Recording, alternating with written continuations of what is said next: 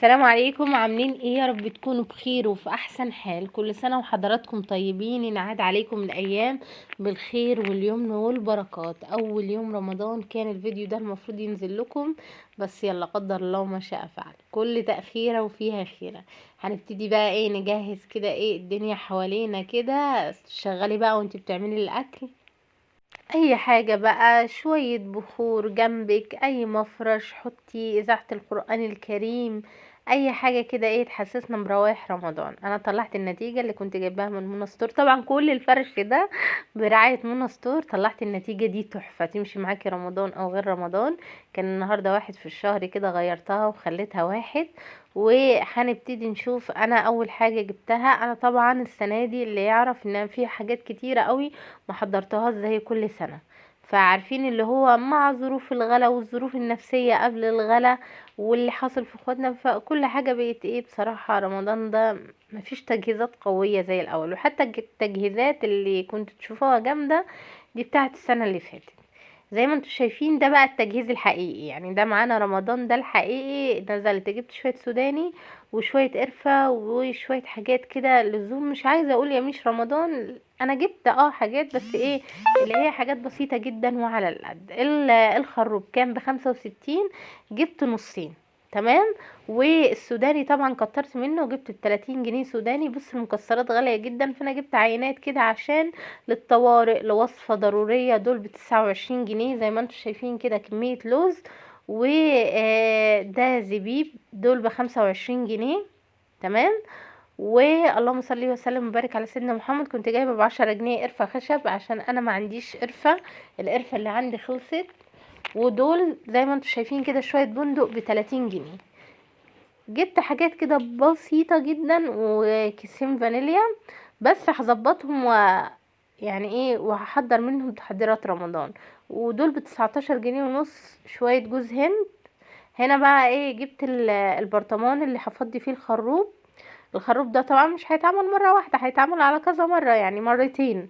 كل مرة كده بعمل نص كيلو، والنص كيلو بيرمي معايا كمية. يا اما باخد كوباية واكتر فيها المية وبحيث ان هو ايه واسيبه فيها بحيث ان هو يكون مركز. هجرب معاه، يعني هشارككم الوصفة دي، جربوها برضو حلوة وموفرة جدا في موضوع الخروب ده. نيجي بقى اللهم صل وسلم وبارك على سيدنا محمد. نيجي بقى للمكسرات. انا هعمل خلطة كده للمكسرات حلوة جدا وعملية وهتنفعني جامد جدا.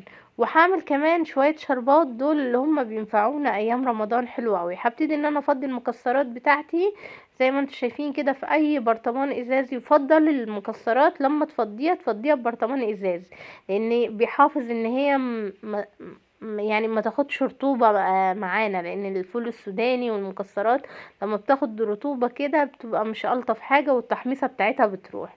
طبعا البرطمانات دي برطمانات كوبايات برضو كنت جايباها من مونو ستور، يمكن ليها سنة واكتر من سنة. عملية بشكل رهيب، اللي هو تمشي معاكي كوباية بغطا للاجبان للمربات، بحط فيها المكسرات. عملية بشكل رهيب رهيب رهيب. واحلى حاجة فيها ان هي محكمة الغلق جامد.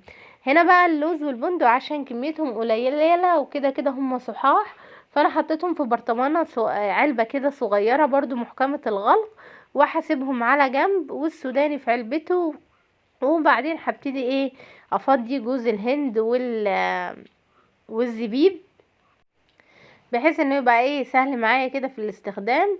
يعني اهو جبنا جوز هند وجبنا زبيب وجبنا سوداني وجبنا كل حاجة يا جماعة.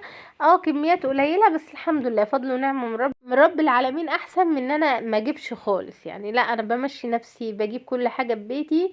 الكميات قليلة بس في الاول وفي الاخر البركة من عند رب العالمين، مش في الكميات خالص على فكرة يا جماعة. زي ما انتم شايفين كده هبتدي اعمل الخلطة دي مش بس للقطايف، لا كمان انا والدتي ربنا يديها الصحه واحنا صغيرين كانت تعمل لنا الكنافه يا جماعه بنفس الخلطه دي، محشيه جوز هند وزبيب ومكسرات. قبل الكنافه اللي هي بالقشطه الكدابه دي والكنافه المحشيه كاستر، كانت تعملها بنفس الخلطه دي اللي هي سوداني وجوز هند وزبيب وشويه سكر وفانيليا معاهم. وعايزه اقول لكم كانت العشقه بالنسبه لي، كانت بحبها جدا جدا جدا. فانا هعمل الخلطه دي تنفعني بقى ايه، لو هعمل بيها كنافه، هعمل بيها قطايف، هحشي بيها القطايف، هتبقى حلوه وعمليه جدا. لان الحشوه بتاعت القطايف غليت كمان، يعني بقى اللي هي كانت ببلاش وكانت رخيصه قوي سعرها بقى عشان كل حاجه غليت بقى ايه مبالغ فيه. هجيب شويه فول سوداني انا بصوا مش هقول لكم فرمتهم، انا حطيتهم في كيسه، وحطيتهم بقى ايه في كيسه، وبايد الهون دقدقتهم كده بحيث ان هم يكونوا مجروشين، لان انا مش عايزاهم يكونوا ناعمين جدا.